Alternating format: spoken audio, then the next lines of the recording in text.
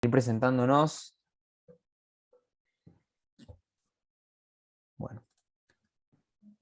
Bueno, me presento, soy Diego, soy parte de Rebelión Científica Argentina, un grupo nuevo que estamos conformando acá en el país, que bueno, es conocido ya en algunas partes del mundo, más que nada en Europa, donde bueno, un montón de grupos de científicos hacen acciones alrededor del mundo reclamando por la acción contra la crisis climática y ecológica. Yo particularmente soy activista en Rebelión de Extinción Argentina, soy técnico químico, estoy estudiando la carrera de biología y nada, eso un poco para que me conozcan. Voy a estar dando la charla con Ivy, que está por ahí, si querés saludar. Bueno, hola a todos, a todas, a todos. Bueno, no sé si el inglés a veces es un poco complejo de incluir, justamente. Bueno, yo soy Ivana, estudié bioquímica, me recibí en la Universidad de Buenos Aires. Y bueno, hace un tiempo ya empecé a activar también en Rebelión a Extinción, pero con miras de ir a formar esto que ahora está gestándose, recién está arrancando, que se llama Scientist Rebellion o Rebelión Científica, que como decía Diego, arrancó hace un tiempo en Europa. No sé si escucharon hablar de las COP, que son las conferencias mundiales por el clima, en la que se reúnen todos los años, ya hace como más de 25 años, personas, digamos, como dirigentes de gobiernos de todo el mundo, para tomar decisiones a nivel política nacional que tengan que ver con la crisis climática y ecológica, que es de lo que les vamos a estar hablando. Justamente en la COP del año pasado, que fue la COP número 26, se dio un cambio, digamos, en el cual cada vez se están manifestando más personas en los lugares en los que se hacen estas conferencias, porque hace 25 años que los líderes mundiales se vienen juntando, y las acciones climáticas no llegan, o por lo menos son tremendamente insuficientes, como vamos a ver a lo largo de esta charla. Y yo siento que este movimiento me identifica muchísimo, primero porque siempre trato de basarme en ciencia, en resultados generados por el método científico, que son resultados que uno puede decir, bueno, son confiables, son resultados que han sido revisados por un montón de personas que son especialistas en cada área del conocimiento. Y me parece que hoy en día la ciencia tiene un diagnóstico súper contundente sobre lo que está pasando. Y yo realmente, como bioquímica, como persona formada, no entiendo cómo esto no se difunde más, no entiendo cómo este mensaje no le está llegando a cada persona, porque realmente vamos a ver que durante la charla hay una gran cantidad de personas que se van a ver directamente afectadas e indirectamente afectadas, creo que podríamos decir que casi todo el mundo. Pero la vulnerabilidad que todo esto genera es altísima y no se está llevando el mensaje con la rapidez y con la urgencia que eso necesita, y eso va a hacer que un montón de personas queden sin poder generar las herramientas, sin poder abastecerse de las herramientas que no serían tan difíciles de llegar a adquirir. Entonces, bueno, como persona de ciencia, creo que ya es tiempo de que dejemos los escritorios, de que dejemos los informes, que está buenísimo, obviamente, generar información de calidad y de elevada confianza, y es lo que hoy en día nos permite decir, bueno, hay que generar un cambio a partir de esto, pero evidentemente con eso no alcanza. Por eso, con Diego y con más personas que nos están ayudando en la organización, y justamente esta charla también es para invitar a toda aquella persona que tenga ganas de sumarse desde lo que cada uno pueda, ya sea siendo organización, ya sea yendo a X lugar a llevar un folleto, informar a alguien, dar charlas. Nosotros hoy vamos a dar una charla que es bastante general, en donde vamos a pasar como por un montón de temas, sin profundizar mucho en cada uno de ellos, pero nuestra idea es que en futuras charlas, o sea, que se den nuevos encuentros en donde no solamente podamos hablar de cómo llevar a la calle el reclamo científico, académico, docente, de estudiantes, de todo tipo de persona que tenga ganas de sumarse también, obviamente. Pero bueno, como que la idea es que sigamos profundizando en todo el conocimiento y que también podamos como nutrirnos entre nosotros, o sea, empezar a generar una red en donde podamos charlar, donde podamos intercambiar conocimiento, en donde podamos comunicarnos, en donde podamos empezar a pensar en cómo transicionar. Hay muchísimo que ver, hay muchísimo de lo que ocuparse, y creo que por eso la charla se llama De la ciencia a la desobediencia, porque lo que estamos buscando es generar esa ruptura en nuestros esquemas de, bueno, está todo más o menos controlado, vamos a seguir por el camino por el que vamos, y de repente poder empezar a llevar el reclamo realmente a la calle, a nuestras vidas y también desde nuestras conductas. Bueno, dada la introducción, que quería dejar ahí bien claro el objetivo de la charla,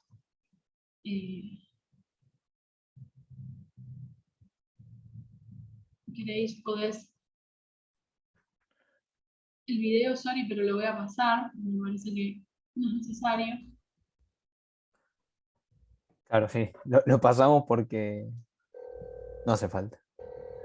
No hace falta, Bueno, ya son muchas cosas que se ven todos los días en las noticias sobre incendios forestales, sobre inundaciones, etc. Y la charla está muy cargada de cosas. claro. Bueno, en esta charla intentamos, nuestro objetivo básicamente era integrar un montón de conceptos que a veces se ven un poquito desconectados y que en realidad hacen al conjunto de la complejidad de la crisis. Nuestro primer como marco teórico que queremos como recalcar es el tema de la cuestión de la gran aceleración. La gran aceleración es un concepto que elaboraron un grupo de científicos que básicamente empezaron a encontrar un patrón en todas las tendencias socioeconómicas de la humanidad desde los años 50, 1950, que es más o menos el periodo post Segunda Guerra Mundial, en donde la globalización y un montón de cambios, patrones culturales, sociales, económicos, hicieron que la actividad humana se dispare de forma exponencial, creciendo a un ritmo sin precedentes, nunca antes visto en otro momento de la historia, como puede ser el aumento de la población, el aumento del PBI, del uso de energía, de población viviendo en ciudades. Actualmente casi el 90% de la población argentina, por ejemplo, vive en ciudades, el uso del agua, la producción de papel, el transporte, toda una serie de tendencias socioeconómicas que se empezaron a disparar. Y a la vez encontrar una correlación en las tendencias del sistema Tierra, de alguna manera, las tendencias de la biosfera, del clima, en el que, bueno, empezaron a aumentar las concentraciones de gases de efecto invernadero en la atmósfera por la quema de combustibles fósiles, empezó a acidificarse el océano, se empezaron a aumentar la tierra dedicada a los cultivos, la pérdida de bosques tropicales. Todo esto se desata por un aumento en el consumo más que nada de energías de combustibles fósiles que, bueno, permitieron a la humanidad desarrollarse, expandirse, aumentar en lo que es la complejidad social y crear una red toda interconectada en el mundo de un consumo sin parar y sin precedentes en otros tiempos históricos. Y eso fue en gran parte gracias a la globalización y al consumo de combustibles fósiles, que bueno, es una energía barata, versátil, fácil de... De ahí se te muteó. Me mutí sin querer. Bueno, que decía que la disponibilidad de energía permitió también este como aumento exponencial en las actividades humanas. Pásame. Entonces, a partir de la gran aceleración, este concepto, viene también el concepto del antropoceno, que es en el que se inaugura una nueva era geológica. Tenemos las distintas eras geológicas que estudian los geólogos y un montón de otras personas de la ciencia, en donde según cómo eran las condiciones climáticas, las condiciones de la biodiversidad en ese momento, se puede establecer distintos periodos. El último periodo geológico es el Holoceno, de los últimos 10.000 años, en donde, bueno, se puede ver una estabilidad climática que básicamente permite el desarrollo de la humanidad, de la agricultura, las estaciones que se repiten en ciclos cada 4, o sea, 4 estaciones al año, que permiten el desarrollo de la humanidad, porque antes el clima era muy hostil, podíamos encontrarnos con temperaturas bajo cero muy altas, podíamos encontrarnos con el nivel del mar eh, muy bajo, que no permitía migraciones, y un montón de otros problemas que no vamos a entrar en detalle. Pero luego del Holoceno, este periodo de relativa estabilidad, se dispara la temperatura, en tan solo 100 años aumenta 1,1 grados, que nos encontramos actualmente, y dadas un montón de otras características en lo que es la biosfera, en lo que es el impacto de la humanidad en los ciclos físicos, podemos decir, o muchos científicos plantean que estamos en una nueva época, que es el antropoceno, que es antropos por el ser humano, la influencia del ser humano en los ciclos de la Tierra. Y este concepto viene unido con el concepto de los límites planetarios. Pásame a la siguiente. Bueno, los límites planetarios también, el mismo grupo de científicos también elaboró una serie de cuantificación de aquellos sistemas que mantienen al planeta Tierra estable, aquellos sistemas que permiten que la vida en la Tierra florezca y que se pueda mantener en unas condiciones más o menos reguladas. Estos límites o estos sistemas son, bueno, el clima, la biodiversidad, la acidificación del océano, los ciclos biogeoquímicos, el uso de agua, el cambio de uso de suelo. Entonces cuantificaron los límites y establecieron límites, riesgos, unos límites que más allá de ellos entramos en riesgo de superar y generar cambios a gran escala que sean irreversibles en nuestro medio ambiente y que por lo tanto condicionen nuestras condiciones de vida en el planeta. También señalar que todos estos límites están profundamente interconectados, porque bueno, el cambio climático interactúa con la biodiversidad y también interactúa con el océano. Así que es un análisis como para poner en contexto qué está haciendo la humanidad, que ya atravesó la gran mayoría, o más de la mitad por lo menos, de los límites planetarios. Siguiente. Bueno, pensamos un poco, ya que Scientist Rebellion nace justamente más o menos en la COP26, que es lo que les contaba al principio, ¿no? Como ya tenemos más de 36 años de ciencia climática que viene siendo totalmente contundente y confiable, porque el IPCC, no sé si todos sabrán, pero por las dudas le comento, es el panel intergubernamental de expertos en cambio climático.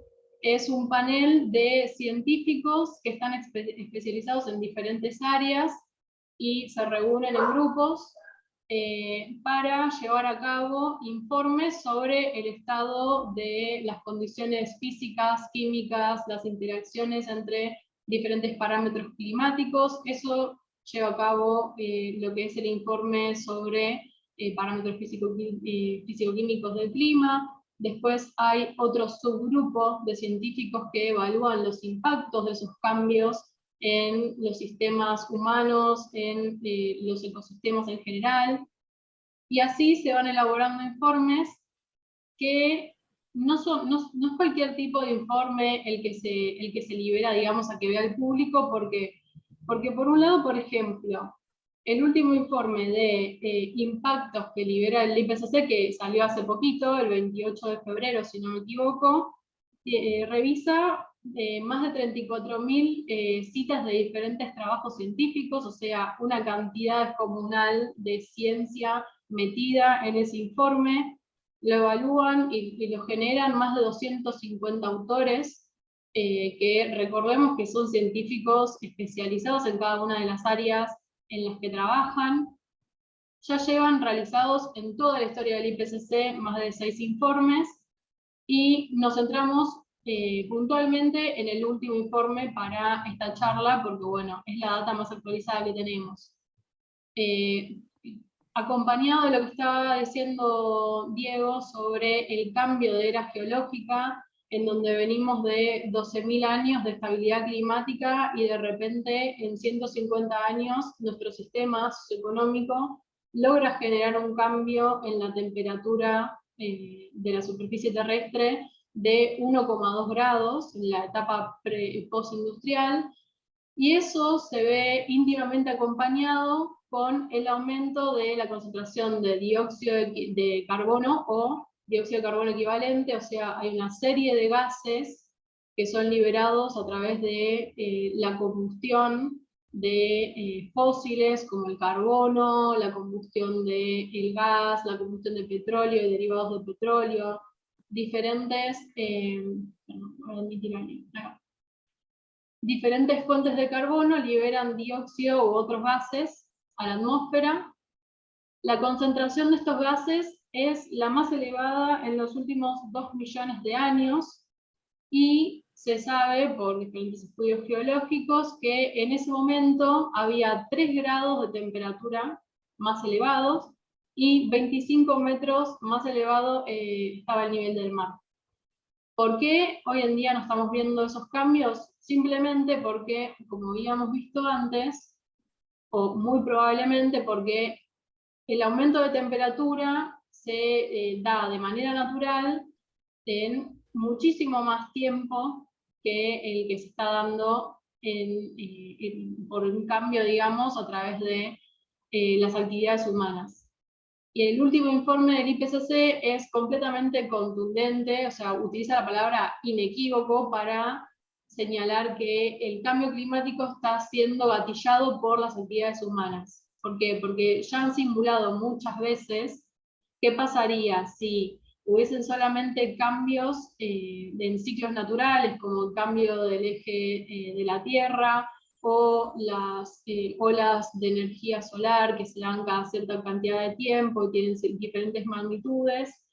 Ninguno de esos ciclos climáticos explica la magnitud del aumento de la temperatura de la superficie terrestre en un periodo tan corto de tiempo, y sí se ve completamente correlacionado con el aumento del uso de energía, el aumento de todos los parámetros que mencionó Diego antes, en cuanto a lo que es el sistema socioeconómico. Entonces, el último informe, que como ya les decía, tiene más de 34.000 citas y está firmado y generado por 250 científicos especialistas, tiene como algún contenido a resaltar. El ser humano es inequívocamente culpable, todos los modelos indican eso. Los cambios se están dando de una forma extremadamente rápida, generalizada y sin precedentes en millones de años, no solamente miles de años. No se puede descartar que estos cambios en los ciclos climáticos vayan a gatillar puntos de no retorno, que más adelante vamos a ver qué son. Algunos de estos cambios ya son irreversibles, pero también lo que resalta bastante el último informe es que a medida que aumente la temperatura, vamos a estar expuestos a cada vez impactos y riesgos más grandes, que el 1,5 grado, el escenario en el que solamente se aumenta 1,5 grados de temperatura, es un escenario en el que como mucho podemos mantenernos y volver hacia él en un futuro, pero que sí o sí... Disculpame, Marian, ¿podrías...? No. El escenario de 1,5 grados de aumento, que es el que se plantea en el Acuerdo de París como la meta, digamos, más ambiciosa, va a alcanzarse seguramente entre los años 2030 a 2035, y en ninguno de los escenarios es posible no llegar, y solamente utilizando tecnologías de captura de carbono, además de disminuir drásticamente las emisiones para 2050, cosa que ya vamos a ver que es casi como una meta imposible, solamente en ese caso podría mantenerse esta meta. Y que todas las regiones del mundo van a estar viéndose afectadas. ¿Y cuál es el proceso por el cual el cambio climático afecta a los ecosistemas y a todas las actividades en las que nos vemos involucrados muchas veces todos los días? Bueno, como ya dijimos, se están liberando constantemente gases que tienen la capacidad de retener calor en nuestra atmósfera. Eso aumenta la temperatura del sistema climático, lo cual, por un lado, hace que se evapore el agua que se encuentra en la Tierra, puede generar sequías más intensificadas, perdón. Eso también hace que los incendios forestales sean cada vez más frecuentes y más difíciles de frenar. Por otro lado, puede poner en peligro todo lo que es la cadena de alimentos. Esto junto con la degradación del suelo que se está llevando a cabo por medio de la agricultura y la ganadería intensiva. Además, el aumento de la temperatura en la superficie terrestre hace que el océano se caliente. El océano es un gran buffer, digamos, de temperatura, está absorbiendo todo el tiempo calor, calor, calor. Se calcula que la temperatura, principalmente en el océano de los polos, aumenta muchísimo más, ya estará más o menos en unos 3 a 4 grados más de lo que solía estar. Por eso es que todavía no vemos un aumento tan grande y tan drástico en la temperatura de la superficie terrestre, porque todo el sistema climático está absorbiendo ese impacto. Principalmente el océano literalmente nos está salvando la vida, y además de absorber el calor, también está absorbiendo dióxido de carbono, y cuando absorbe dióxido de carbono, el océano se acidifica, o sea, baja el pH. Eso hace que mueran los corales. Los corales son grandes sumideros de dióxido de carbono, y también se está dando un fenómeno de mayor evaporación, porque el calor hace que más agua vaya hacia las nubes, por lo tanto va a haber más ciclones, puede haber, además de sequías, en algunos sitios también mayores inundaciones y eventos climáticos extremos más frecuentes. Eso es lo que se viene advirtiendo desde hace 30 años de ciencia climática. Los eventos climáticos extremos van a empezar a aumentar en frecuencia y en intensidad.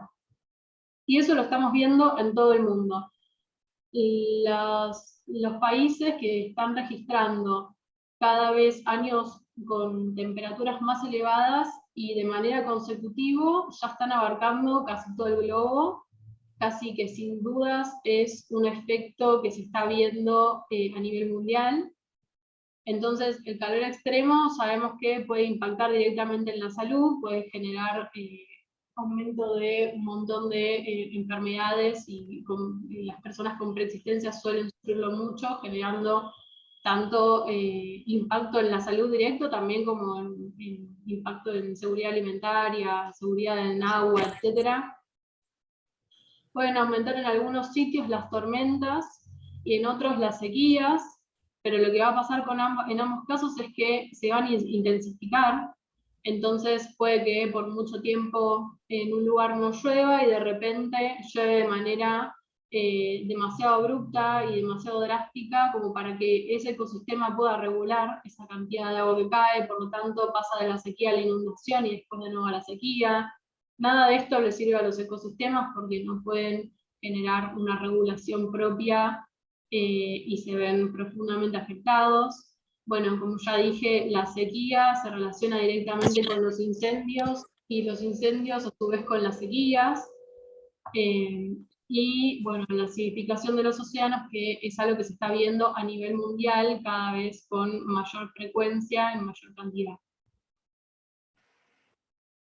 En cuanto a nuestro país, también vemos, se observa el mismo patrón. Los últimos años han sido los más cálidos y todos de manera consecutiva.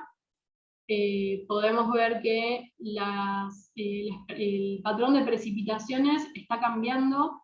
Todo lo que es el centro del país, digamos Patagonia, Córdoba, Santiago del Estero, todo el centro del país, digamos en un eje vertical, mirándolo de esa forma, está sumido en la peor sequía posiblemente de los últimos 200 años, mientras que aumentan las precipitaciones en zonas como en el litoral,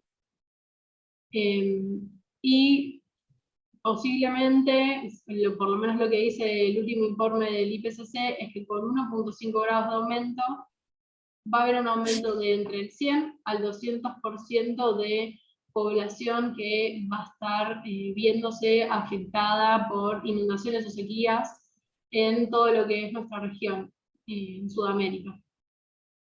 Y bueno, teniendo en cuenta esto, justamente lo que me gustaría resaltar más que nada de este gráfico que sale del inventario de gases de efecto invernadero del Ministerio de Desarrollo Sostenible, o sea, hecho propiamente por, eh, digamos, instituciones argentinas, es que vamos a tener en todo lo que es Cuyo y gran parte de la Patagonia, crisis del agua. Esto lo digo principalmente para que tengamos en cuenta que este va a ser un recurso que va a haber que cuidar mucho, principalmente en estos sectores, y vamos a entrar cada vez en disputas más grandes por si se utiliza para diferentes actividades extractivas, que también lo necesitamos para hacer un montón de otras cosas, para desarrollar la economía como viene dándose, etcétera, pero posiblemente también estemos en peligro de perder el agua potable y el agua para generación de alimentos y cultivos. No, perdón, pensé que alguien había hablado. No sé si hay alguna pregunta, alguna consulta hasta acá.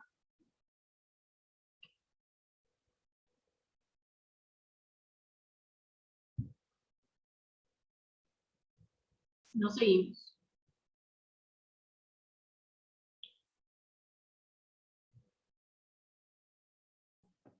Bueno, en el último informe del IPCC que salió del grupo de trabajo 2, que vendría a ser el que analiza la vulnerabilidad, la adaptación y los riesgos al cambio climático, encuentran que casi la mitad de la población es altamente vulnerable al cambio climático en todo el mundo, y que el cambio climático va a poner riesgos sobre todos los sistemas socioeconómicos, aumentando las muertes, ya sea por sequías, en realidad ya sea por olas de calor o porque hay un aumento en las enfermedades de que son de transmisión por mosquitos o distintas virus.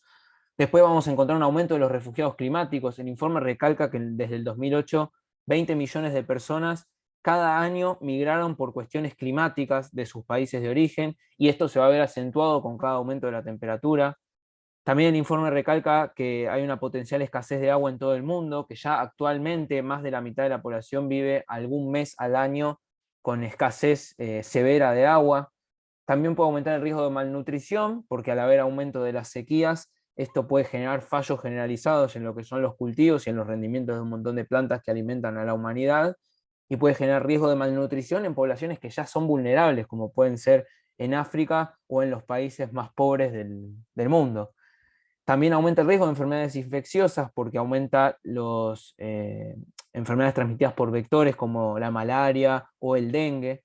También podemos ver destrucción de infraestructuras porque al aumentar el nivel del mar aumenta la probabilidad de que haya fenómenos como pueden ser inundaciones o sudestadas en las zonas costeras que destruyan casas, como se vio, no sé si fue el año pasado, que una casa en Mar del Tuyú se la comió literalmente el mar y cayó.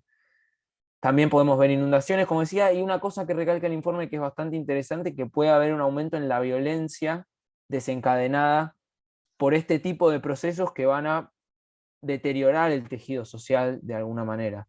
Y todos estos riesgos van a interactuar entre sí. Y lo que habla el informe es que se están viendo que estos problemas están apareciendo más rápido de lo esperado y se van a volver más severos antes de lo previsto por todos los científicos. Entonces esto puede generar un efecto en cascada entre los que son los sistemas naturales y los humanos. Pasamos a la siguiente. Bueno, esta es un recorte de AFP, que es la agencia francesa de prensa, que el año pasado también filtró este mismo informe que salió hace un par de semanas. Lo filtraron porque, bueno, resulta que el IPCC lo que trabaja es con acuerdo entre gobiernos, porque es un panel intergubernamental en el que los gobiernos pueden hacer comentarios sobre los informes científicos. Y a partir de ahí se hacen algunas negociaciones para sacar el último informe. Algunos dicen que se maquillan un poco los resultados y que a veces se dicen cosas con mayor tibieza o con menor tibieza. Eso puede pasar dada la interacción entre política y ciencia, aunque digamos, las conclusiones generales del informe no cambian. Y había una frase que no aparece en el informe este último que salió, que decía que la vida en la Tierra puede recuperarse de un cambio climático drástico, gracias a la evolución a nuevas especies y nuevos ecosistemas, pero los humanos no podrían adaptarse a un planeta en el cual la temperatura aumente de forma desmedida, que es el escenario hacia el cual nos dirigimos. Y esta gráfica resumía un poco los impactos encontrados en el informe, en el que podemos ver que, bueno, para el 2050 puede haber 80 millones más de personas que estén en riesgo de padecer hambre. Se pueden ver un 10% de disminución en ya se puede observar un 10% de la disminución de algunos cultivos a nivel global. También hay aumento en lo que pueden ser las enfermedades que decía transmitidas por el dengue, 2,25 millones de personas que se encuentren en riesgo.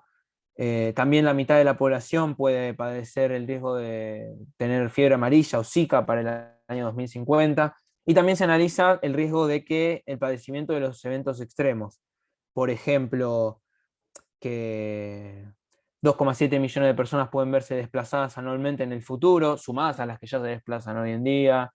También podemos encontrar que la población afectada por inundaciones aumente de un 100 a un 200%, y distintos impactos que analiza el informe en profundidad, que son muchos y son números que no vale, o sea, vale la pena entrar, pero como que corre un poco el eje de la cuestión.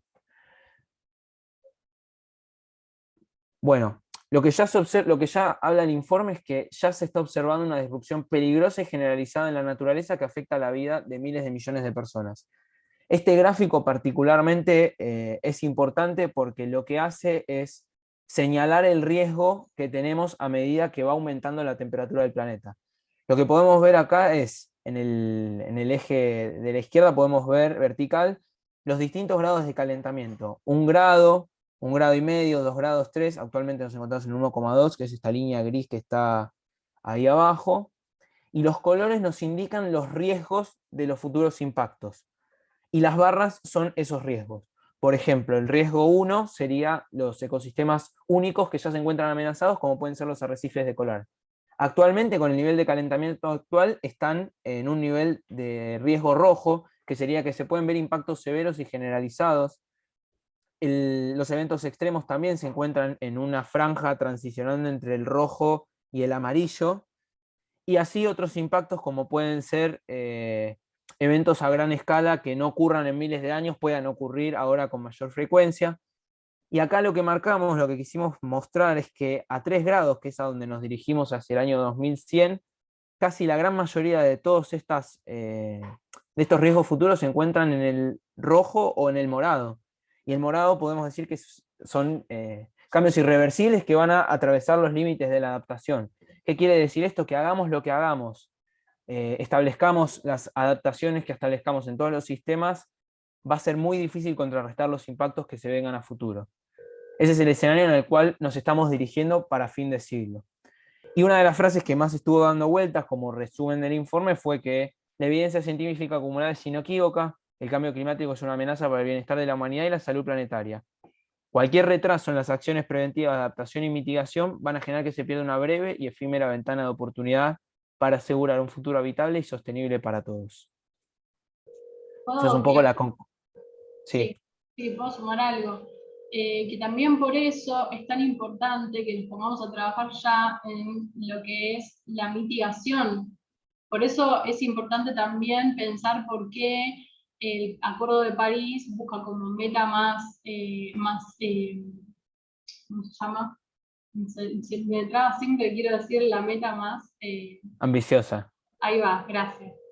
La meta más ambiciosa del Acuerdo de París, que es el 1,5 grados, que como dije al principio ya es un escenario casi imposible de mantener, pero por lo que vemos acá, o sea, estamos un poco más lejos de que en lo que son los impactos a gran escala se llegue a un grado de severidad.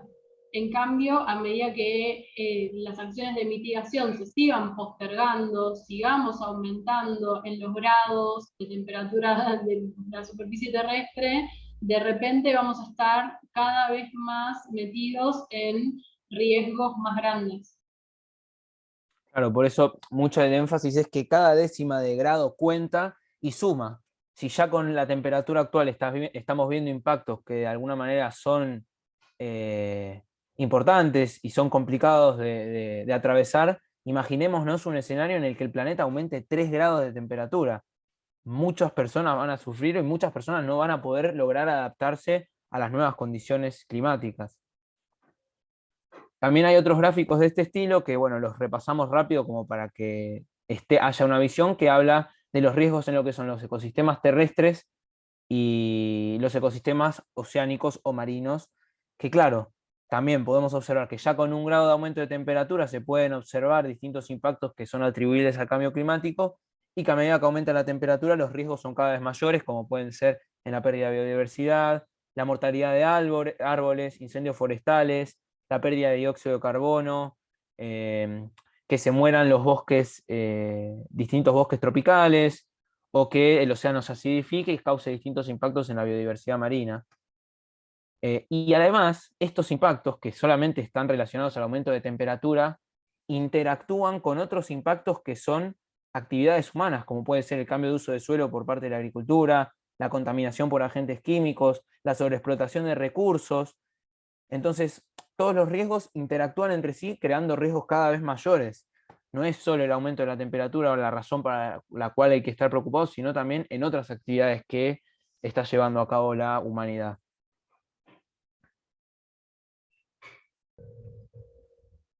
Bueno, como decía Diego recién, los ecosistemas terrestres y marinos se están viendo gravemente afectados y eso está llevando a que la ciencia que se encarga de evaluar cómo viene la biodiversidad haya entrado en alerta en los últimos más o menos 10 años, porque las tasas de extinción de especies ha aumentado tanto, más que nada a nivel de diferentes anfibios, diferentes tipos de árboles, los mamíferos también están sufriendo grandes tasas de aumento de especies en peligro de extinción o extintas, y estamos llegando a un grado tal que no se vio en los últimos, creo que son 6 o 10 millones de años. Así, acá está el dato.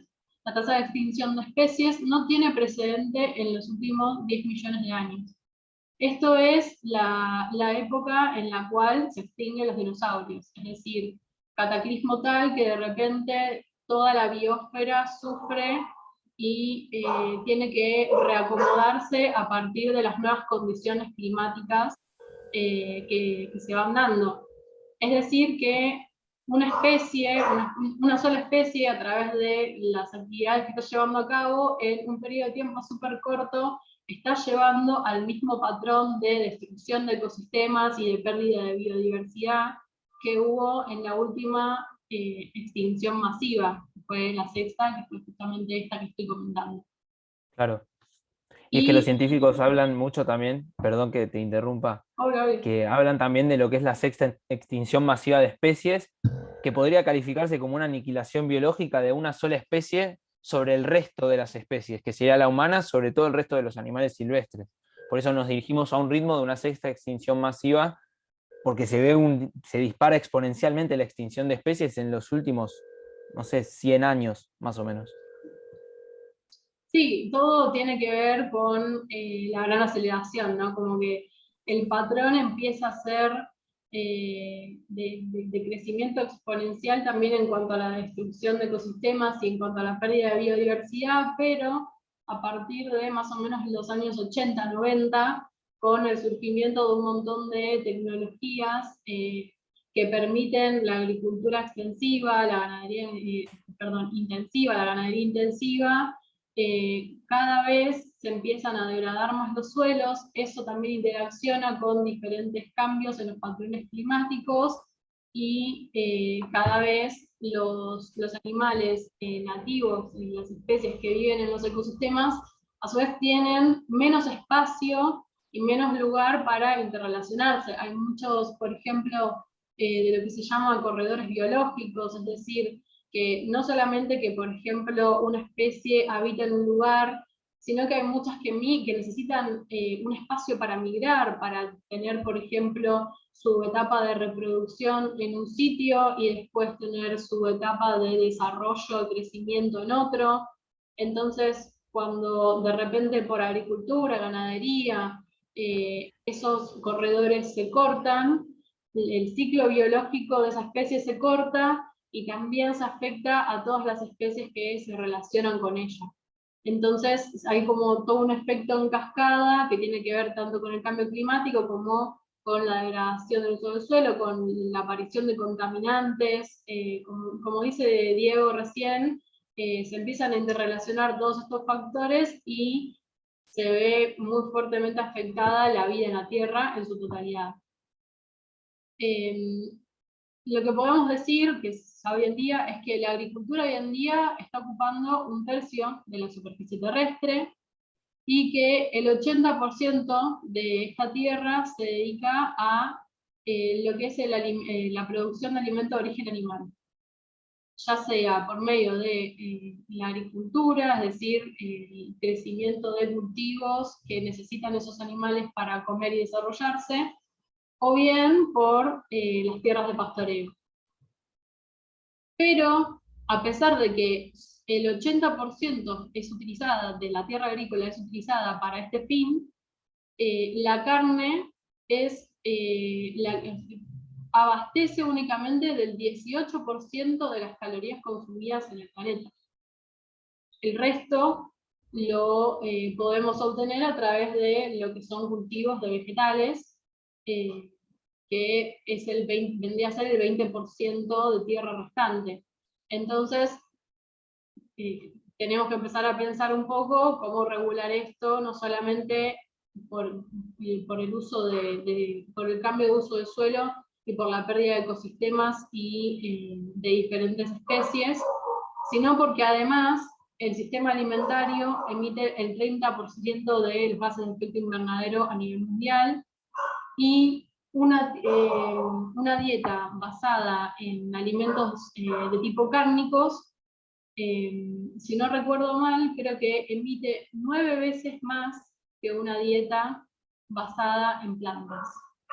O sea que todo indicaría que siguiendo una dieta a base de carne, estamos diezmando un montón de servicios ecosistémicos, o para mí, bueno, mal llamados servicios ecosistémicos, y también aumentando muchísimo el impacto en la temperatura terrestre por las emisiones.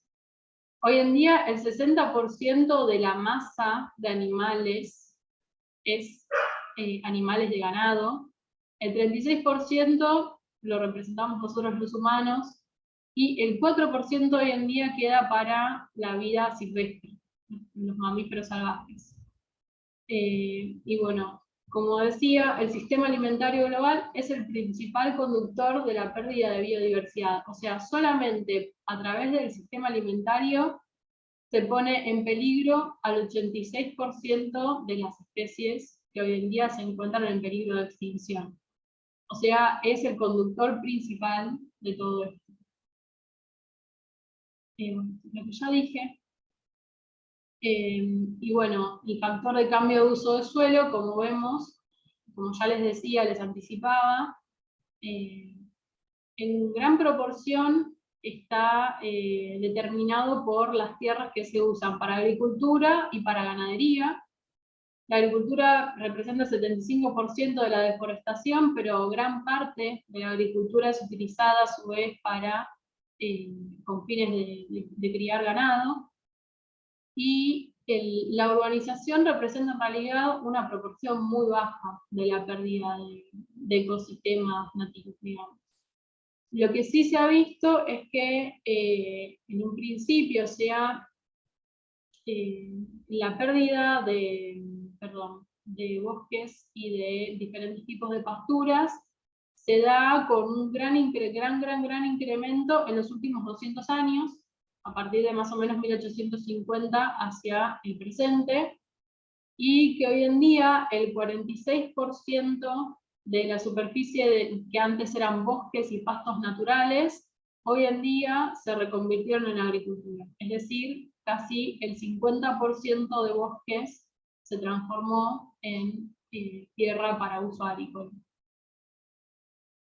Y bueno, como podemos ver, como venimos diciendo desde el principio de la charla, no solamente tenemos que evaluar qué pasa con el cambio climático, sino con otro tipo de impactos que generan nuestras actividades.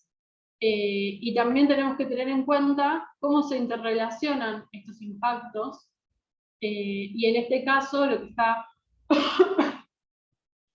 que está evidenciado en este mapa sería lo que sucedería con la pérdida de biodiversidad a medida que aumenta la temperatura de nuestro planeta. Y bueno, lo que podemos ver es que de manera generalizada, cuanto más aumenta la temperatura, más especies pierden la capacidad de continuar encontrando su forma de llevar a cabo una vida normal, y por lo tanto se extinguen en casi todo el globo.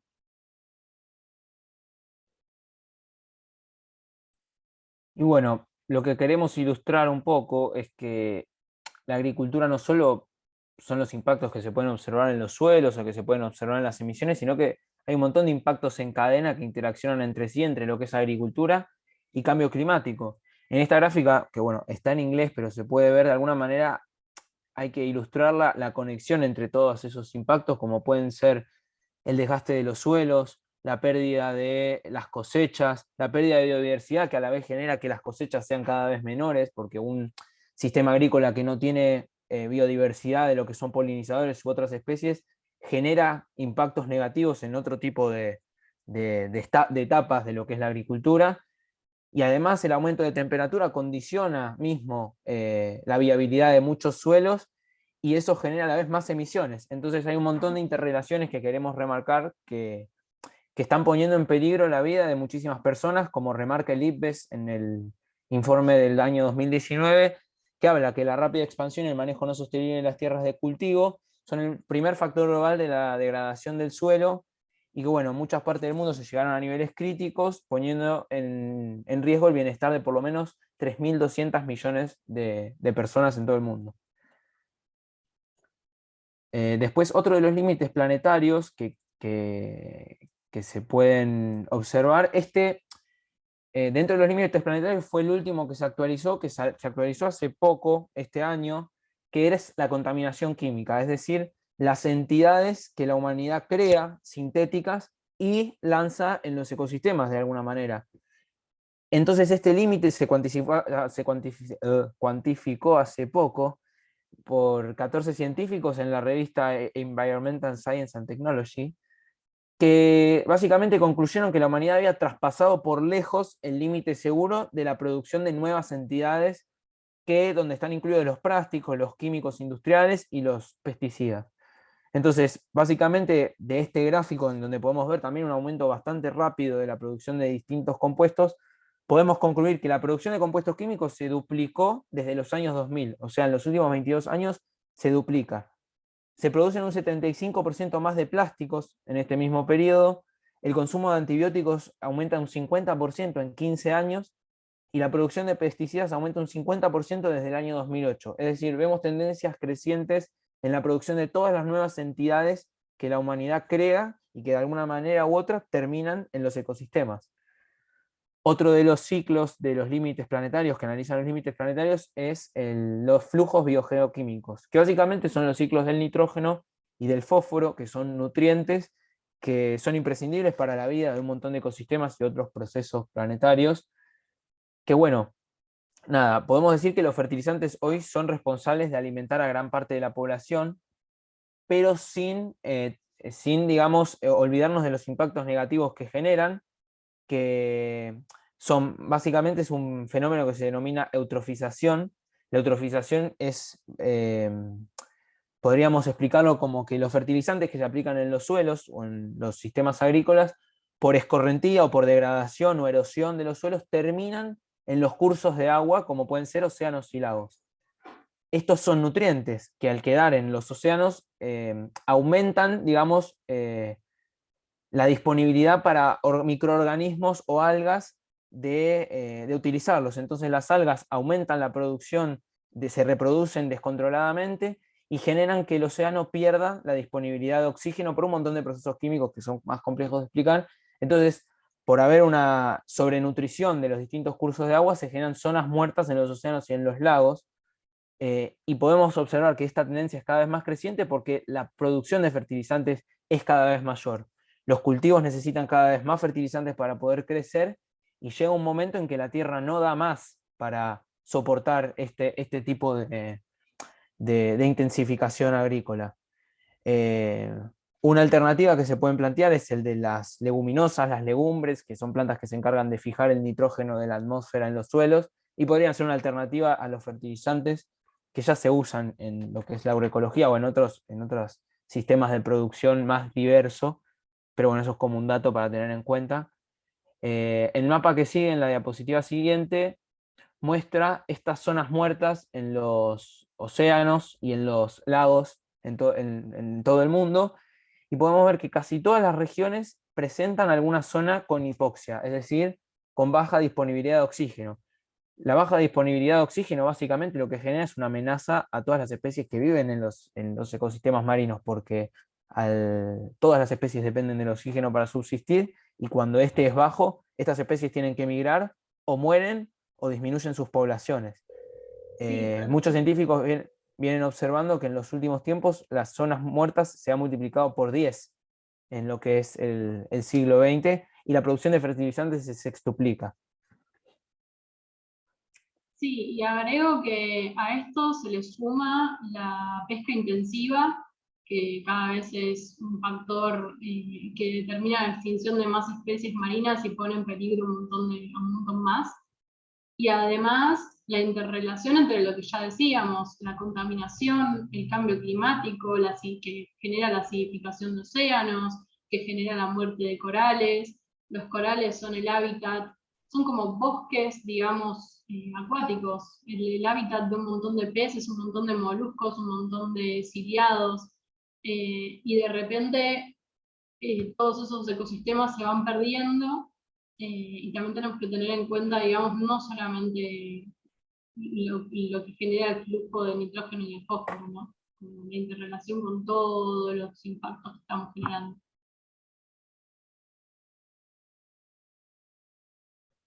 Ahí va.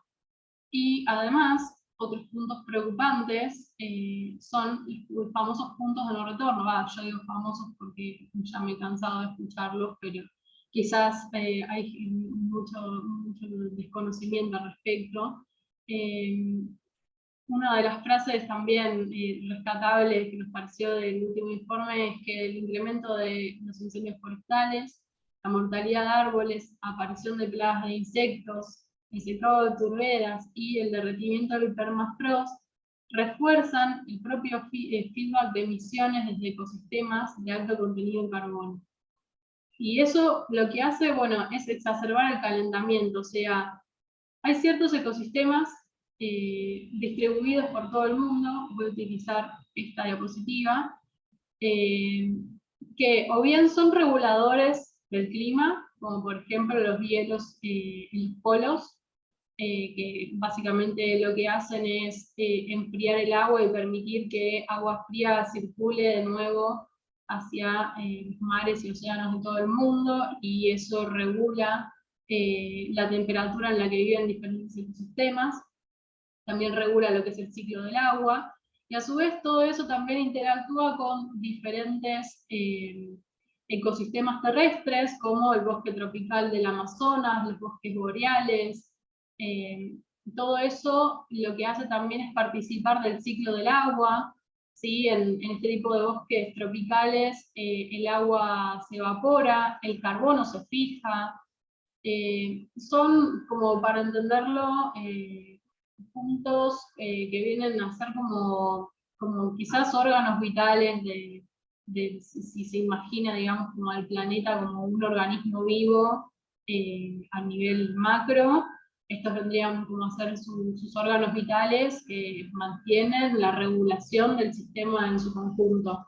Y hoy en día sabemos que por lo menos 9 de los 15 puntos de inflexión ya se han activado. Esto significa que se ha superado un umbral a partir del cual no se sabe cómo van a reaccionar estos puntos, estos ecosistemas, estos ciclos climáticos, y a medida que se continúe aumentando la temperatura o se continúe, por ejemplo, deforestando fuertemente el Amazonas, que es lo que también lo está llevando a la sequía y a la imposibilidad de su recuperación, al nivel que, a medida que se intensifica todo esto, los impactos van a ser cada vez mayores. Y lo que tiene de peligroso, lo que tienen de peligroso estos puntos es que en general son grandes sumideros de carbono.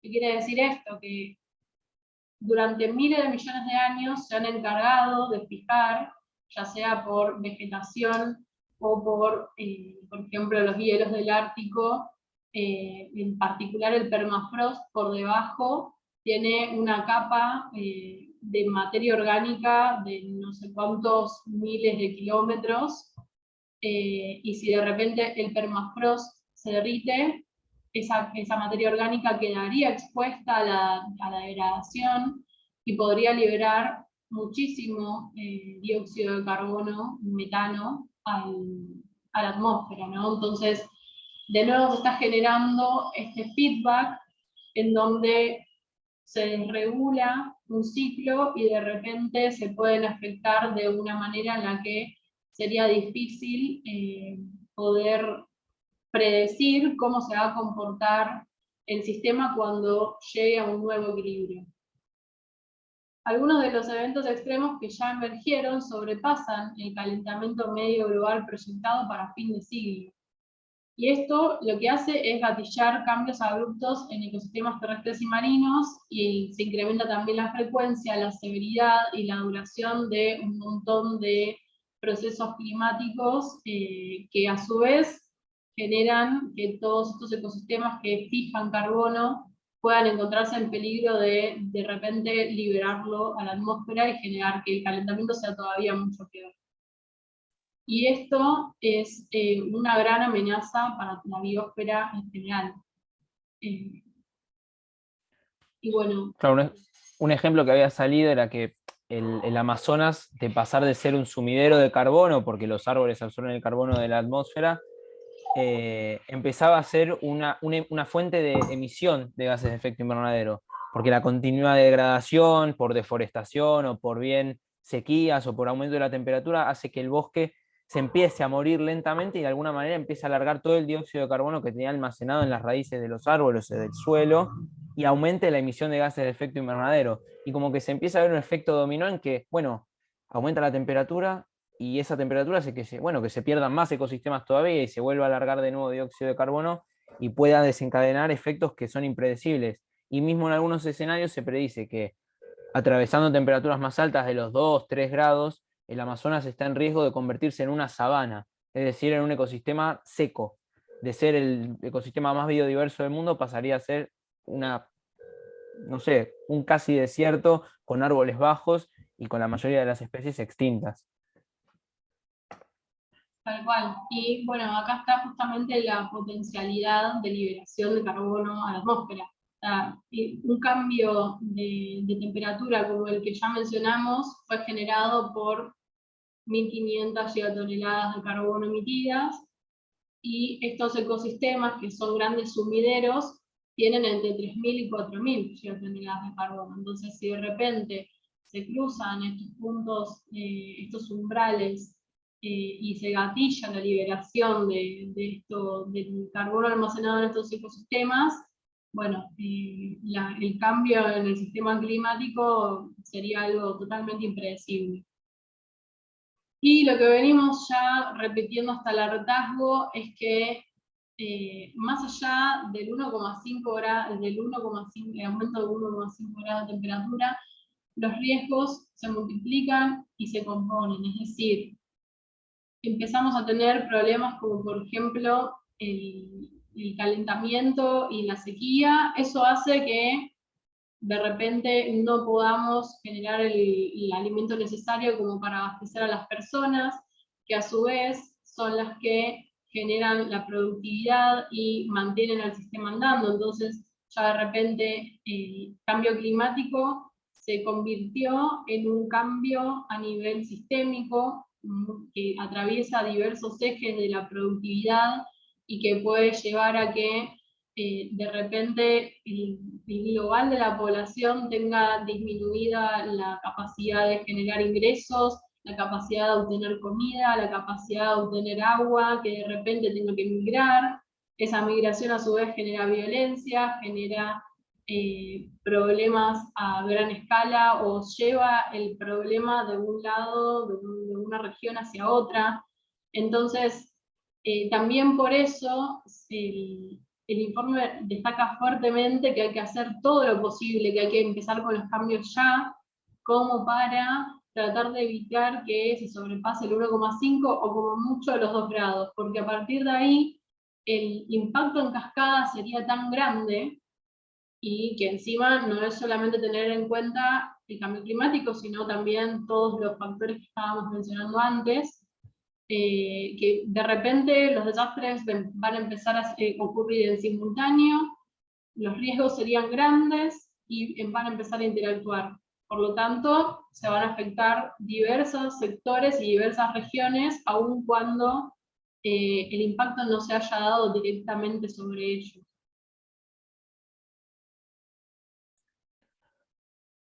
Y bueno, hacemos mucho énfasis en la cuestión de la interconexión porque creemos que es importante no solamente ver las partes, ¿no? Sino también comprender la visión a gran escala, o que la frase del árbol no tape el bosque. Y de alguna manera eso es lo que queremos mostrar en la charla, porque ahí está la verdadera vulnerabilidad de nuestras formas de vida. Acá en esta gráfica intentamos diferenciar como de alguna manera lo que podemos ver, que son las sequías, las inundaciones, los huracanes, todas esas cosas que se pueden observar, pero después tenemos un montón de patrones que operan detrás que están generando que se desregulen los ciclos de la Tierra. Pueden ser los más simples, como podemos ver, no sé, la pérdida de cultivos, la deforestación, la agricultura intensiva, la emisión de gases de efecto invernadero, o los combustibles fósiles, que los podemos culpar rápidamente de emitir. Pero los combustibles fósiles, por ejemplo, tomando un ejemplo, no es que nadie los emite y no es que no tienen una función, sino que hay intereses económicos, hay un crecimiento económico que estimula la producción y el consumo de combustibles fósiles, hay valores culturales que hacen que nuestra sociedad sea consumista y necesite constantemente estar produciendo nuevos bienes. También influye la corrupción, la erosión de la democracia, la especulación financiera, la violencia, y dentro de los pilares más fundamentales podemos ver que lo que opera detrás de nuestra forma de vivir en este planeta es un paradigma que está equivocado y que nos ve como a los seres humanos desconectados totalmente de la naturaleza. También influyen los valores patriarcales de nuestra sociedad, o la visión de mecanicista de ver a la naturaleza como un recurso que yo puedo explotar y puedo destruir sin tener ninguna consecuencia a futuro, por esta visión también de creer que el ser humano es mejor que el resto de las especies. Entonces, los impactos del cambio climático no son solamente impactos físicos, biológicos que pueden medir los científicos, sino que también son consecuencia de comportamientos y dinámicas sociales y económicas históricas que se vienen desarrollando en los últimos 500 años desde la colonización. Esto es un análisis que puede profundizarse y puede extenderse en otra charla, porque si nos metemos podemos no terminar nunca de debatir, pero es importante, creemos, ver que hay un montón de dinámicas operando detrás y, y nada, eh, una de ellas, por ejemplo, es el crecimiento económico o los límites que puede tener. En el año 1972, un grupo de científicos del Instituto de Tecnología de Massachusetts hicieron un análisis viendo hasta qué punto la humanidad podía crecer en estos patrones exponenciales, hasta qué punto la economía podía crecer, hasta qué punto los recursos se agotaban porque eran finitos, y encontraron que en la mayoría de los escenarios modelados por modelos matemáticos y un montón de dinámicas, encontraron que se va a producir como un colapso de la civilización a mediados de los años 2030, 2040, que bueno, se pueden retrasar o no retrasar según otras cosas. Básicamente lo que ilustraba el informe es que siempre hay un límite al crecimiento. Nada puede crecer infinitamente en un planeta que tiene recursos finitos, y eso lo muestra cualquier ley de la termodinámica. O sea, no se puede extraer infinitamente recursos sin que eso repercuta en algún momento en nuestro planeta. También podemos encontrar una correlación entre lo que es el aumento del PBI, que es el objetivo de la gran mayoría de las economías de hoy en día, que viene casi acoplado de manera idéntica con un aumento en la huella material, que vendría a ser la extracción de recursos, y un poquito desacoplada las emisiones de gases de efecto invernadero. Estos comportamientos exponenciales que está teniendo la humanidad, que básicamente son los pilares que gobiernan nuestra economía, nos están llevando a un posible escenario que en un futuro nuestra civilización se termine tal y como la conocemos, porque no es posible seguir manteniéndola por mucho tiempo. Es por eso la necesidad de actuar y de repensar también un montón de sistemas que creímos que eran los correctos, como es la economía en su conjunto. Este gráfico es interesante porque se llama economía de la dona, concepto para que después se pueda profundizar, que básicamente plantea que el objetivo de la economía no debería ser crecer infinitamente sin saber para qué, sino también que el objetivo sea el bienestar de la humanidad dentro de los límites planetarios. Acá podemos ver alrededor todos los límites planetarios que nombrábamos antes, y en el medio podemos ver toda la base social que básicamente garantiza el bienestar de una persona, como puede ser el agua, el alimento, la salud, el acceso a la energía, la vivienda, la equidad, la igualdad de género, la paz. Entonces, el objetivo debería ser, o esto plantea la autora de este concepto, que entremos en un espacio seguro y justo para toda la humanidad, en el que también tengamos en cuenta todos los procesos que mantienen a nuestro planeta en equilibrio, y que no solamente aumentemos el PBI por el hecho de aumentarlo, sin tener en cuenta las consecuencias que puede traer a futuro. Eso es un debate que se da en todo lo que es, bueno, la ecología política o las formas de nuevas de repensar la economía, y tiene un montón de aristas para discutir, y no es palabra santa, pero es como una aproximación a los límites que la humanidad está, digamos, atravesando, y que de mantenerse así puede llevar a peligrosos impactos futuros, como estuvimos viendo en toda la charla. Bueno, acá básicamente queremos mostrar que también hay un límite a los recursos, que son finitos, que la extracción de materiales no puede extenderse de forma ilimitada, porque hay límites, y porque también una transición energética, que es lo que se plantea para solucionar el problema del cambio climático, va a generar que se extraigan nuevos materiales que antes no se utilizaban, como pueden ser los minerales para autos eléctricos y energías renovables. Y ahí cabe la pregunta de, bueno, ¿de dónde van a provenir? ¿Van a alcanzar? ¿Para quiénes se va a utilizar? Por ejemplo, en los escenarios que plantea la Agencia Internacional de Energía de lo que es la demanda de minerales a futuros para baterías de autos eléctricos, o para paneles solares, o para molinos eólicos, se ve que el aumento de la demanda de estos, que es esta línea roja, de estos minerales, va a estar muy por encima de la capacidad de producir. Es decir, va a haber un límite a la producción de diferentes minerales, que van a hacernos replantear si es posible mantener un consumo de energía o un consumo de bienes tan alto como el que tenemos actualmente. También, obviamente, hay desigualdades en lo que es distintas zonas del mundo. No es lo mismo el consumo de África que el consumo de Europa, Estados Unidos o China. Eso es una distinción que, bueno, vamos a hacer más adelante, pero como para ir teniéndola en cuenta. Y en el próximo gráfico se puede ver que una transición energética, que básicamente sería cambiar nuestra matriz de combustibles basada en combustibles fósiles, petróleo, gas, carbón, a una basada en energías renovables, como pueden ser solar, eólica y todo lo que supongo que la gran mayoría se imagina, aumentaría la demanda de litio 42 veces, de grafito un 25 veces, cobalto 21 veces, níquel 19, y los elementos de tierras raras 7 veces. Y la pregunta es, ¿de dónde van a salir estos minerales? ¿Van a salir de las minas en los países del sur global, en Latinoamérica? ¿Qué impactos van a tener en esos territorios y en donde viven un montón de poblaciones vulnerables a otros estresores como la sequía? Y un poco para también cuestionarnos lo que es la visión de la transición energética que se quiere hacer ver en todo el mundo. Después Sí, sigue. claro. También está el tema de lo que es la nueva economía verde. Es decir, empezar a generar a partir de los cambios, las transiciones que son necesarias, empezar a generar también lo que es crecimiento infinito de capital, de ganancias. Lo cual sabemos que no solamente a través de las emisiones, sino a través de un montón de otros impactos nos está llevando a la crisis climática, ecológica, etcétera, a nivel socioeconómico, cultural y todo lo que venimos mencionando.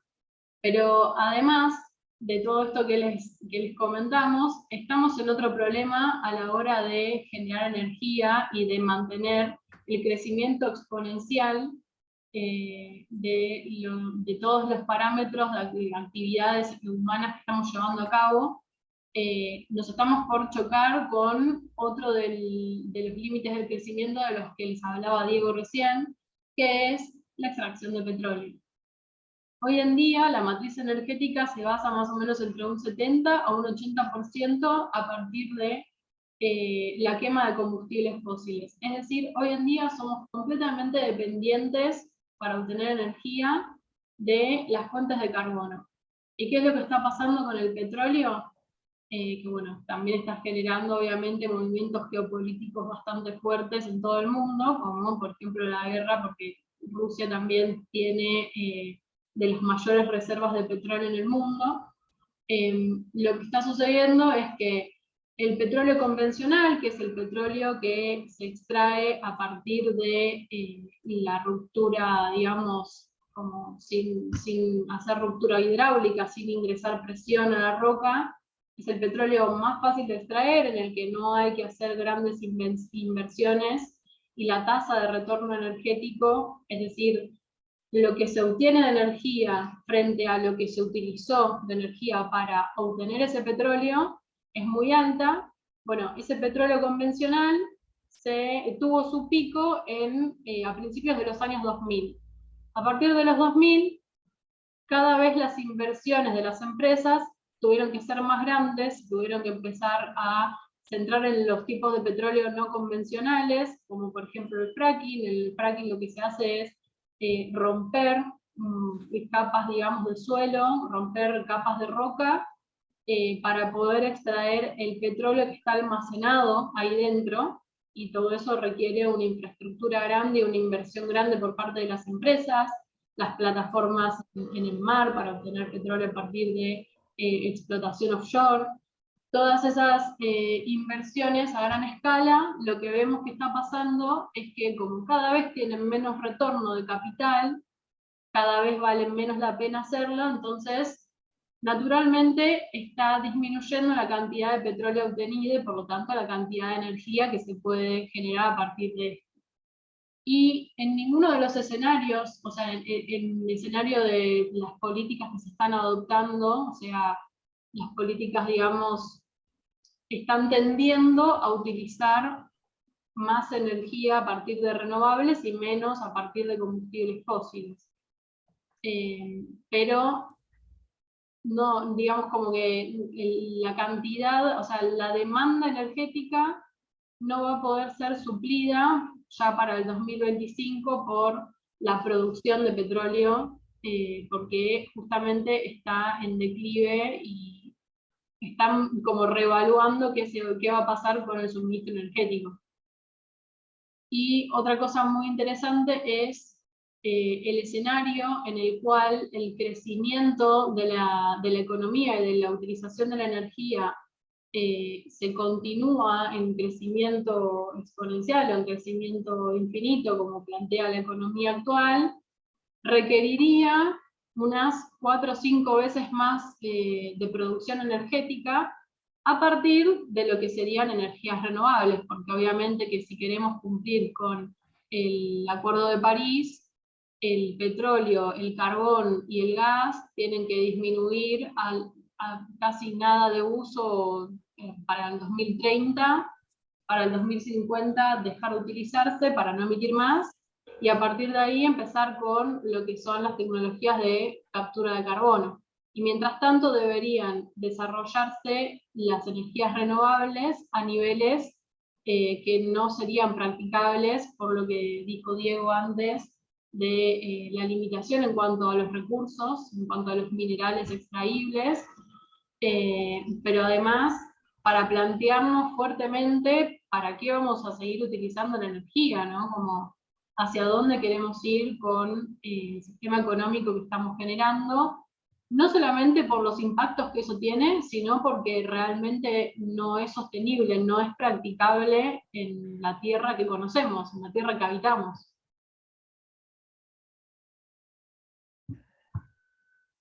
Y bueno, después de hablar de básicamente el futuro de la energía, ¿no? Porque también las energías renovables no presentan las mismas prestaciones que las energías de combustibles fósiles, eh, es imposible escalarlas a una forma tal que representen la cantidad de energía que pronostican los modelos futuros. Entonces ahí nos vamos a encontrar con unas limitaciones que no van a poder cumplirse, y eso también va a retrasar la acción global de lo que son los gobiernos en cuanto a la transición energética. En esta gráfica, cambiando un poco de tema, pero bueno, siguiendo sobre la misma línea, espero que la gran mayoría siga entendiendo lo que estamos hablando. Acá vemos la responsabilidad de los países según las emisiones históricas desde el año 1850. Bueno, como primer puesto nos encontramos Estados Unidos, China, Rusia, Brasil. Lo que tiene interesante este análisis es que también cuentan las emisiones por el cambio de uso de suelo, que vendrían a ser la deforestación y la pérdida de ecosistemas. Y Argentina, en este gráfico, en este análisis, se ubica en el puesto 14 en responsabilidad debido a sus emisiones relacionadas al cambio de uso de suelo. Bueno, no tenemos que olvidar que Argentina es de los 10 países que más deforestan. Tenemos una gran problemática en cuanto a lo que es la pérdida de ecosistemas por la expansión de la frontera agropecuaria, y también tenemos nuestra cuota de responsabilidad en lo que es el problema del cambio climático. Mucho se dice que a veces emitimos poco, ¿para qué vamos a hacer las cosas? Y más allá de las complejas dependencias que tenga el país con deuda o con un montón de otras cuestiones políticas, tenemos que ponernos en nuestro papel de responsables y de cumplir con los compromisos que asumimos para poder limitar la temperatura y vivir en un planeta habitable en el futuro. También otra arista del problema es la desigualdad. Así como hay desigualdad entre países en lo que es las emisiones históricas y su responsabilidad, porque no es lo mismo la responsabilidad de Estados Unidos en el cambio climático que la responsabilidad de, no sé, Sudáfrica, también tenemos una desigualdad a nivel individual, a nivel personas, que es en la distribución económica. Hoy el 1% más rico acapara el 50% de la riqueza. Estamos hablando de muy poca gente que a su vez también emite casi 50 veces más que el 50% más pobre.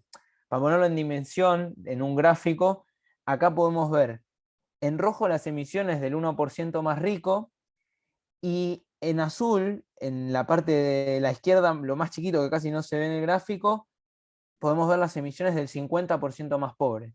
Entonces también hay una distinta responsabilidad en las personas que acaparan la riqueza en el mundo y que también son responsables de actuar ante el cambio climático y de también, no sé, tomar su cuota de responsabilidades.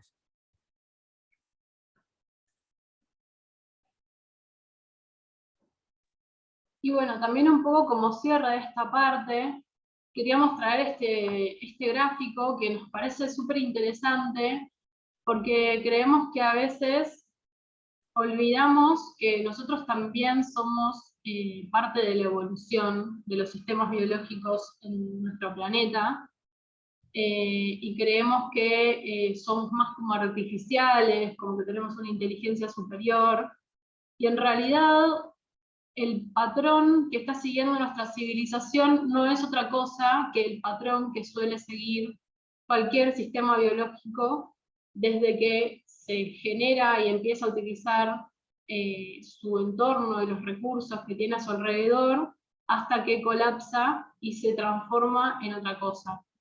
Este es un gráfico que se llama el ciclo de adaptación, que representa cómo se va transmutando, cómo se va desarrollando un sistema biológico.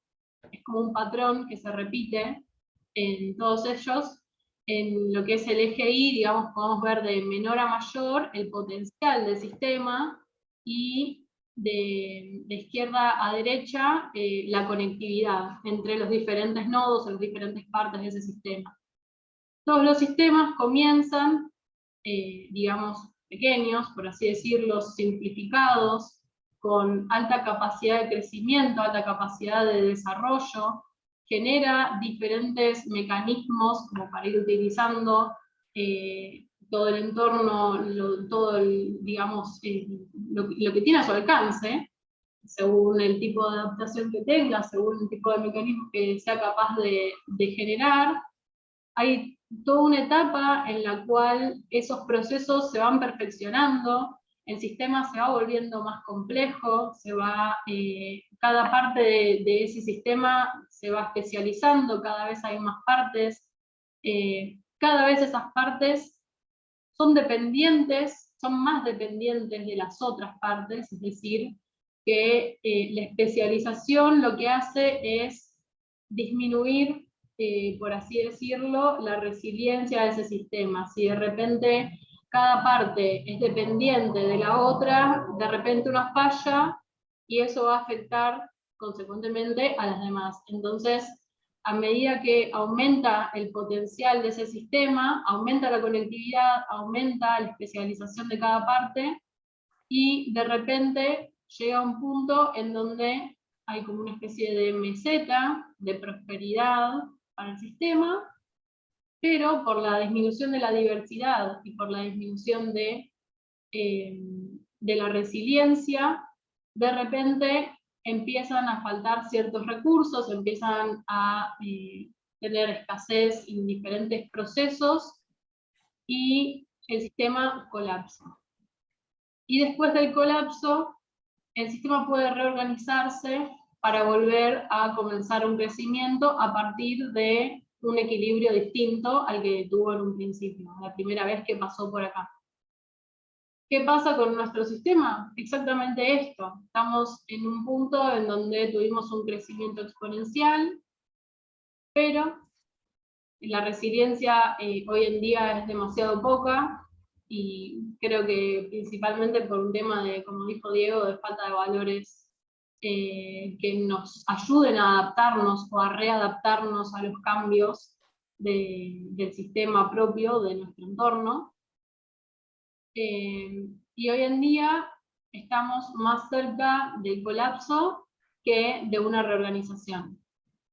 Yo creo, opinión personal, que esto es como, digamos, una flechita en la cual si el propio sistema, si las propias partes del sistema se dieran cuenta que están yendo al colapso, que el sistema va a colapsar, podrían iniciar una reorganización planificada, autoiniciada, en donde vuelvan a establecer bases como para readaptarse al entorno en el que se encuentra y poder seguir utilizando todo el material y los recursos que necesita para su desarrollo.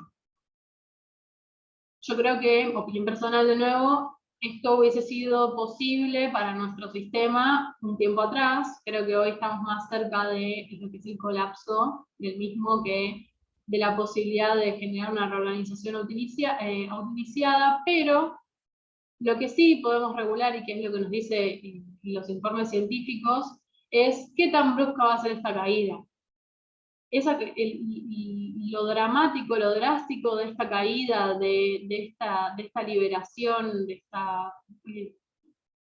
este pasaje a un sistema más simple, depende pura y exclusivamente de lo que vayamos a hacer, de nuestra acción, digamos, de nuestra conciencia y de lo que podamos, de cómo podamos autorregularnos.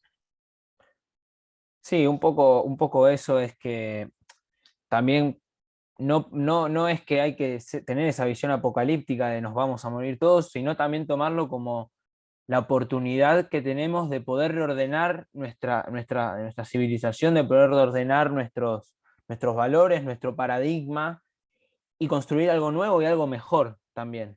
Por eso esta segunda parte de la charla nos vamos a centrar un poco en qué podemos hacer, cómo podemos actuar, cómo podemos, digamos, comportarnos ante esta información que probablemente haya sido muy fuerte, difícil de comprender. Así que sí, queda grabado. Ahí contesto una pregunta porque estamos haciendo la grabación. Y nada, para empezar acá vamos a hablar de ciencia, ya lo que venimos diciendo. Muchísimas editoriales científicas, muchísimas revistas de salud, muchísimos informes ya dan cuenta de que nos dirigimos a un momento digamos, crítico para el futuro de la humanidad. Estos son distintos papers que después, bueno, los dejamos como ideas para poder leer o seguir viendo, que nos hablan de advertencias hacia la humanidad. Hace poco salió carta de científicos hablando de los riesgos que atravesaba el ser humano y que debíamos actuar ahora para poder llegar a tiempo y no comernos las peores consecuencias de toda esta crisis. Entonces, acá planteamos, ¿queda tiempo? Podemos decir que sí, porque siempre queda tiempo para poder reordenarnos y poder adaptarnos como civilización y construir una nueva realidad, y no queda tiempo de algunas cosas que por las mismas comportamientos del ser humano no se van a poder llevar a cabo. Por ejemplo, según las políticas, este gráfico de la izquierda, podemos ver que según las políticas actuales, las que los políticos o todos los gobiernos se comprometen a cumplir o se supone que están cumpliendo, nos dirigimos a un aumento de la temperatura de 2,7 grados, que son, bueno, casi 3 grados, como veníamos explicando antes. Si se Eso de cumplirían... temperatura media, porque después hay un rango de un poco más y un poco menos. Bueno, sí, claro. Ahí Pero están las bueno, incertezas que nos pueden dirigir a un aumento de 4 grados. Es algo que no lo podemos saber hasta que no pase. Básicamente es la predicción digamos, de la media, que es de unos 3 grados. Y después podemos ver en los siguientes puntos, en el 2030, si los gobiernos se comprometen con lo que acordaron para el 2030, 2,4 grados. Si se cumplen todos los NDC o todo lo que se firma en los acuerdos de las COPs, 2 grados. Y en un escenario optimista que difícil son 1,8 grados. Podemos ver que los compromisos, o lo que en realidad realmente importa, que son las políticas del mundo real, son muy insuficientes porque están casi al doble de lo que deberíamos estar para cumplir con el Acuerdo de París. Actualmente estamos a 1,2 grados y el 1,5 está a la vuelta de la esquina. Y en el gráfico de la derecha vemos cómo se vería una reducción de las emisiones en caso de querer mantener la temperatura a 1,5 grados. Ya vimos la dependencia de combustibles fósiles, ya vimos cómo la humanidad en los últimos 100 años viene aumentando sus emisiones constantemente, y un camino compatible, si empezamos hoy a reducir las emisiones para llegar a un escenario que podamos mantener la temperatura 1,5 grados por debajo, es casi una bajada abrupta. Lo mismo para 2 grados. Es como lo podemos definir como un colapso de nuestra forma de vivir, porque las emisiones no pueden bajar de forma tan brusca. Sí pueden hacerlo físicamente, pero en lo que tiene que ver con cuestiones sociales y de cómo se comporta nuestro sistema económico, es muy difícil que esto se cumpla. Por eso el IPCC siempre habla de reducciones drásticas, actuar ahora, que no queda tiempo, y la verdad es que hay un montón de problemas estructurales que hacen que no se puedan cumplir.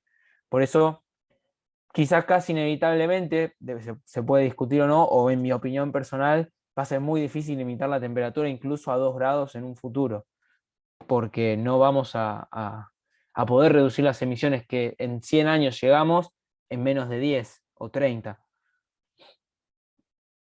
Después, acá, bueno, es un poco para mostrar cómo fueron los distintos acuerdos climáticos y cómo la temperatura, la concentración de dióxido de carbono en la atmósfera siguió aumentando con el mismo ritmo anterior, sin importar todos los acuerdos que se firmen. Podemos contar Río, Berlín, Kioto, Génova, Buenos Aires, Delhi, Milán, o sea, muchísimos acuerdos que se firmaron en todo el mundo y jamás se tomó cartas en el asunto para poder frenar esto a tiempo.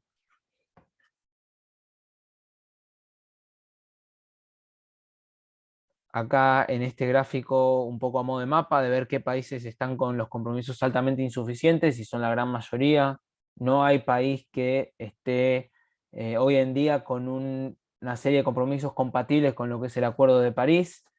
Esto es para ilustrar un poco, incluido nuestro país está en un compromiso altamente insuficiente. La siguiente... Que...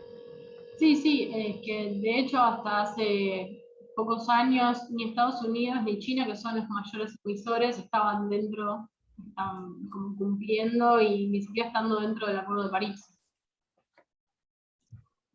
Claro.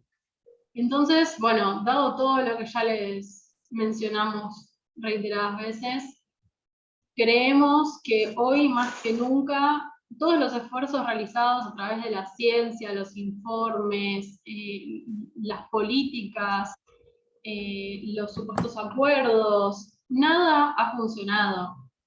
¿Por qué? Porque el sistema sigue llevando el mismo ciclo, la misma dinámica que hasta hace 40 años. Evidentemente es un sistema que no va a frenar si las personas que nos vamos a ver más afectadas no empezamos a desobedecer. ¿Por qué la desobediencia? Porque realmente hoy en día no hay otra opción. O sea, si hablando pacíficamente, pacíficamente va a ser siempre, perdón, pero si hablando como desde un lugar más pasivo, por así decirlo, no podemos generar el cambio a nivel social que necesitamos para evitar las peores consecuencias de las catástrofes que van a desencadenar, entonces podemos decir que hoy en día la esperanza se ha acabado, la esperanza en las políticas públicas lamentablemente se ha acabado y tenemos que comenzar a actuar. Hay diversos ejemplos a nivel mundial y a nivel país de diferentes movimientos pacíficos no violentos que han generado cambios sistémicos. Podemos mencionar a Gandhi en India, podemos mencionar a Martin Luther King en Estados Unidos. Ellos fueron líderes, fueron personas que pensaron fuera del sistema, que lucharon por reivindicar derechos de grandes poblaciones que se habían vulnerado justamente por la acumulación de poder y la acumulación de riqueza y por esta masificación de un pensamiento que generaba violencia sobre otras personas. Lo que tienen de común estos movimientos es que son movimientos pacíficos, en ningún momento se utiliza la violencia, son movimientos sostenidos en el tiempo, es decir, obviamente que dinámicas de la magnitud contra las que estamos queriendo ir no van a poder ser cambiadas de un día para el otro, y además son movimientos masivos, son movimientos que han sido apoyados por millones de personas y se han sostenido en el tiempo. Y así, y solo así, se logró un cambio en los valores de la sociedad, un cambio también a nivel derechos, a nivel legal, a nivel político, que se empieza a pensar ciertos derechos vulnerados de otra manera. Entonces, la única forma que hoy en día tenemos como para realmente poder accionar es la organización y la generación de acciones directas en la calle, que sean contundentes, que sean visibles, que lleven el reclamo, siempre de manera pacífica, porque ya sabemos que el sistema se ha vuelto muy violento y que también tenemos la propia, digamos, como el propio potencial de autodestruirnos por la cantidad de armas que hemos generado. Sería imposible abordar esta problemática desde la violencia, porque realmente lo único que haríamos es meternos todavía en más problemas. Y entonces, ¿por qué es necesario que salgamos a la calle? Porque tenemos que visibilizar esto. Hoy en día sabemos que no alcanza con llevar un papel, con hacer una nota, con sacar una noticia. Necesitamos las marchas, necesitamos las sentadas. La negociación falló, como ya les dijo Diego, hace más de 30 años que viene fallando. Entonces, en lo que nos basamos también es en un artículo científico. Erika Genoweth y María Stefan lo que hicieron fue recopilar datos sobre un montón de movimientos que tuvieron la capacidad de generar un cambio, una disrupción a nivel social, y lo que vieron es que el patrón que se repetía era que más o menos entre el 3 al 5% de la población de una cierta región tenía que ser movilizada de manera no violenta y de forma sostenida, y que ese tipo de disrupción era la más efectiva, era la que podía llegar a generar los cambios más visibles en la sociedad. Necesitamos dramatizar tanto el conflicto que ya no pueda seguir siendo ignorado. ¿Por qué? Porque obviamente que quienes sean vulnerados, quizás no tienen tanta voz, entonces el conflicto queda como por debajo de la mesa, queda debajo de la alfombra, y puede ser pateado para ser resuelto más adelante. Necesitamos que el conflicto se vea, que el conflicto haga ruido, que el conflicto sea disruptivo, porque si no, no vamos a llegar con las negociaciones a tiempo. En nuestro país hay diversos casos de organizaciones de protestas, de diferentes movilizaciones no violentas y sostenidas en el tiempo, como por ejemplo las Madres de Plaza de Mayo. En Córdoba también se dio un acampe en una zona en la que quería instalarse Monsanto para generar los agroquímicos y agrotóxicos que se utilizan en todo el país, y que bueno, que se sabía que era muy probable que esa región empezara a sufrir las consecuencias de la contaminación por ese tipo de productos. Entonces estas personas mantuvieron su acampe en ese lugar y no dejaron que la empresa entrara y generara su planta ahí. Y hace poco también tuvimos el ejemplo de Chubut. Chubut viene hace como 20 años ya resistiendo al avance de la megaminería en todo su territorio, y hace poco, en 2021, hubo una gran manifestación por la ley de zonificación minera, que se quiere avanzar en la minería en toda la zona. Y en Mendoza querían también hace ya 2 o 3 años derogar la ley 7722, que es una ley que prohíbe la megaminería contaminante, prohíbe la utilización y la lixiviación, por lo tanto, de diferentes contaminantes químicos que son altamente tóxicos hacia las aguas de las que después la población termina ingiriendo y de la que se nutren los ecosistemas de la zona, y que también se necesitan para la producción local. Entonces tenemos un montón de ejemplos, tanto a nivel nacional como a nivel global, de lo que es la acción directa, no violenta, sostenida en el tiempo. Y bueno, de nosotros depende que estemos generando o no un movimiento, una disrupción social. Lo que necesitamos hoy en día es que este cambio lleve la dinámica de todos los cambios que ya llevamos a cabo.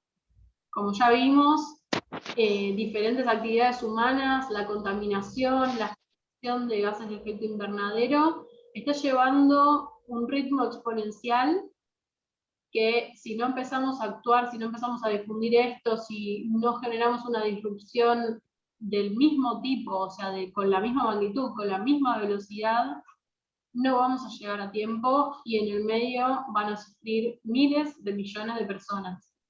Inclusive puede llevarnos a la extinción como especie humana, que es una posibilidad.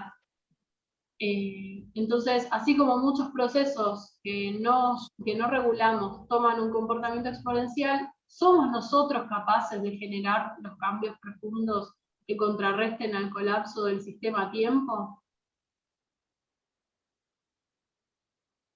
Claro, un poco el concepto este de puntos de inflexión social es que, así como un montón de comportamientos físicos del clima o de lo que son los puntos de no retorno del Amazonas o del permafrost, toman dinámicas no lineales que no se pueden predecir y controlar, también los comportamientos sociales pueden tomar esos mismos comportamientos no lineales.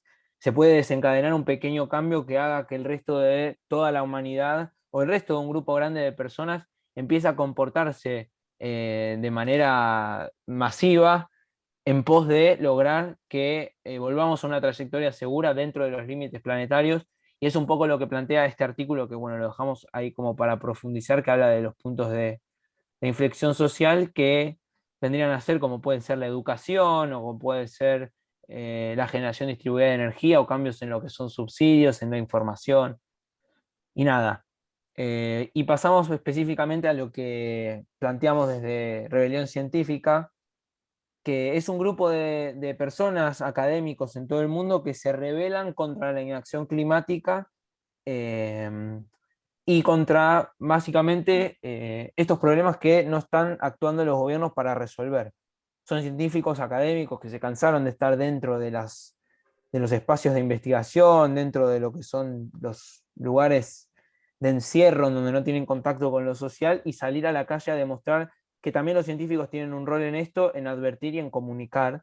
Es por eso que desde Rebelión Científica o desde Science Rebellion Global se está planificando una acción a nivel mundial para la primera semana de abril, en donde se plantea que esta semana, durante todo este mes de marzo, se hagan charlas, talleres, actividades de difusión para llevar esto, como esta charla que estamos haciendo hoy, y lograr que en la primera semana de abril se una la gran mayoría de las personas de los espacios académicos, universitarios, cualquier persona que se quiera sumar también, a hacer como una acción masiva en las universidades, que vendría a ser bajo este paradigma de la acción directa no violenta, como pueden ser huelgas en las universidades, cambio del programa de clases por otro, hablando sobre la crisis climática, y distintas acciones que estamos empezando a planificar acá en el grupo local de Argentina, y que a través de esta charla queríamos convocar manos, gente que quiera ayudar o que quiera sumarse a la difusión de las próximas acciones que se van a venir para el mes de abril.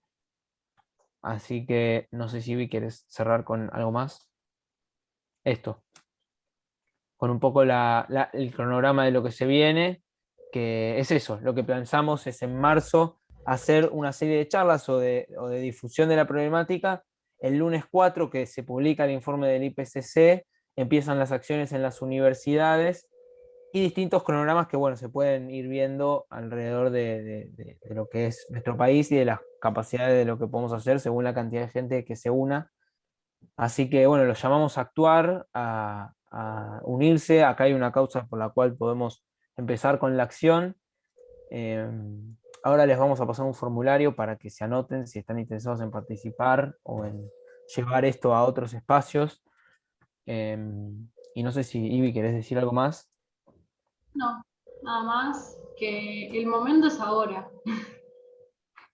No tenemos más tiempo que perder, literalmente. Nos necesitamos ya y nos necesitamos como humanos, o sea, como especie que se interrelaciona con su entorno y que entiende el quilombo en el que se ha metido. Más allá de que obviamente sí estamos en general metidos dentro de un laboratorio, elaborando informes y generando datos de elevada confiabilidad, pero hoy en día lo que tenemos que salir a hacer es otra cosa, y por eso nada, les pedimos a quien esté interesado en, ya sea en tareas de organización. Bueno, voy a dejar de grabar, pero voy a compartir pantalla y